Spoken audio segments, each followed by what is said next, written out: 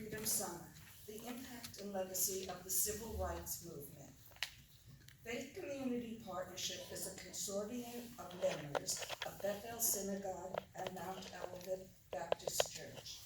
The Faith Community Partnership was formed because we wanted to learn more about each other, increase our understanding and knowledge, and to establish bonds of friendship. A primary aim of our partnership is to be of service to our community and to our nation.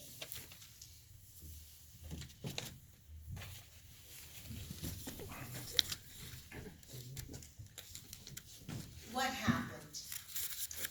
The Freedom Riders were civil rights activists who decided they had enough of our Supreme Court laws being ignored. The Freedom Riders rode integrated buses into the segregated South to proclaim that it was time now that our nation recognized the constitutional law that was established with Morgan versus Virginia and Boytown versus Virginia way back in 1947. And here it was, 1961, and it still had not been followed. Freedom Summer is also known as the Mississippi Summer Project.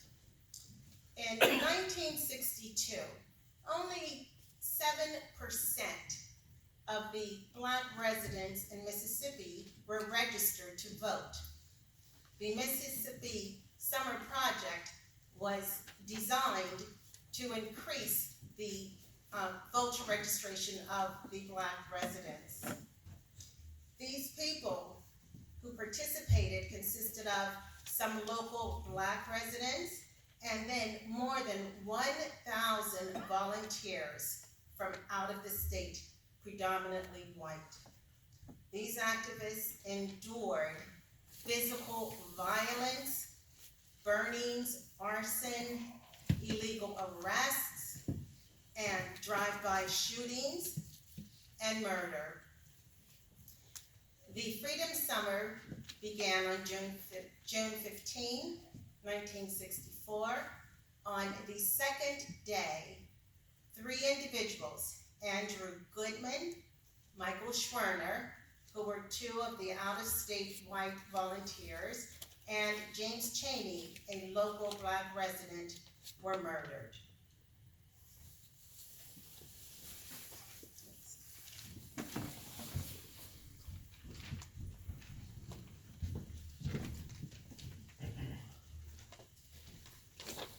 This program is about an arc of history.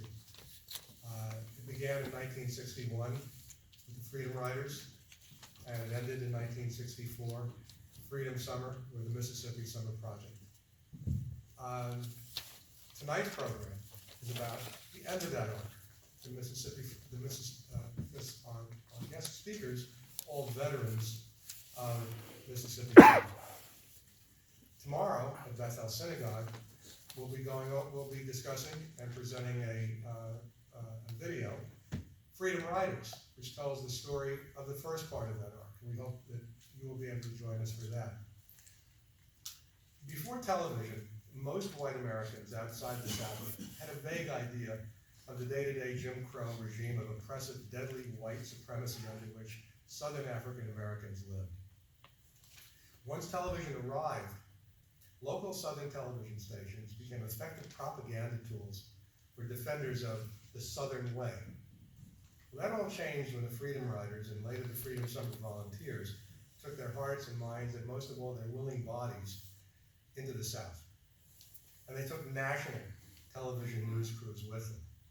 Everything they did and everything that was done to them by the determined defenders of Southern white supremacy was broadcast to a national audience. The visible, shocking evidence, the visible, shocking violence directed at civil rights volunteers by defenders of the Southern way woke us all up. It made it virtually impossible for well-meaning, non-Southern Democrats and their now extinct Republican allies to keep counseling patients instead of acting to bring down a malignant system and cage the evil behind it. We now know that the evil behind white supremacy never died, and that it's reemerged from its cage with a vengeance. All of our guests are here to talk to us about how they and so many others they represent caged it once, and what their struggles can teach us about how to cage it once again.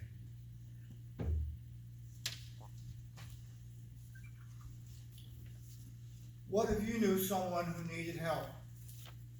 You would probably try to help, but what if you found that in helping them, you would be putting yourself in danger? What if you found out that crowds of people would do whatever they felt they needed to do to stop you from helping? What if you found out that it was likely you might suffer physical violence? You might even lose your life. Would you still help? Would you still volunteer? This is exactly the dilemma, the circumstances these activists and volunteers faced. Today, we need to stay actively involved.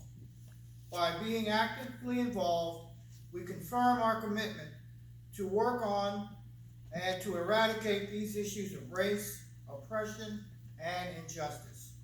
By being actively involved, we deepen our own understanding of civil rights issues. Unfortunately, since our nation continues to have this need, we need to stay actively involved to continue to cage evil. We are our brother's keeper. Amen.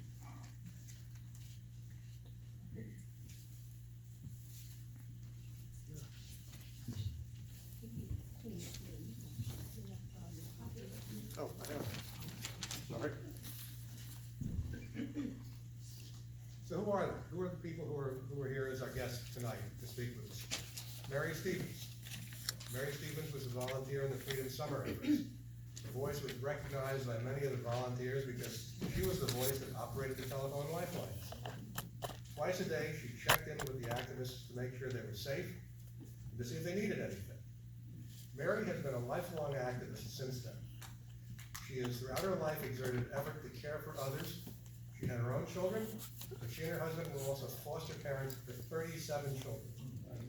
Mary also volunteers today teaching English as a second language, and she's active as an organizer for Move On New Jersey.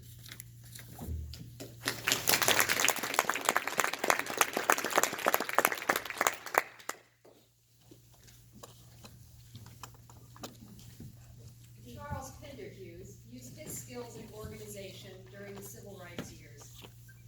He worked with the Cambridge Friends of the Student Nonviolent Coordinating Committee, also known as SNCC. He was an organizing member of the Black Panther Party in Boston and established the People's News Service that served as the model used by the Black Panther Party across the country.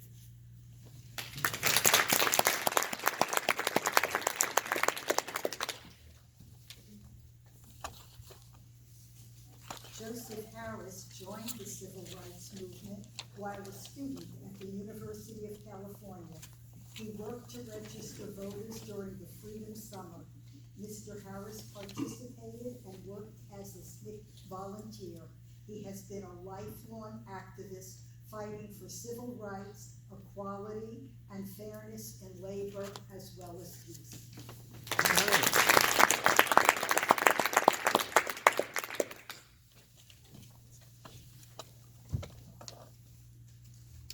Mark Denbo has been a longtime civil rights activist. He participated in the March on Washington in 1963. In 1965, he participated in the Selma to Montgomery March for voting rights. He founded the NAACP chapter in Worcester. He has spent his life defending the rights of the accused, such as defending the Black Panther Party and the Young Lords. Mr. Denbo is best known today for his work in the Guantanamo Bay detention camp. He is the lead attorney representing certain detainees, presenting analysis and testimony to the Senate Armed Services, the Senate Judiciary Committee, and Congress. He is best known for his works in defending the rights of the accused. All right.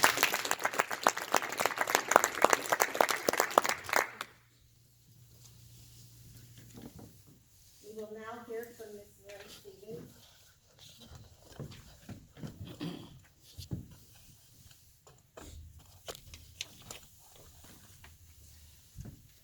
Hi. Hi. Let me tell you how I got to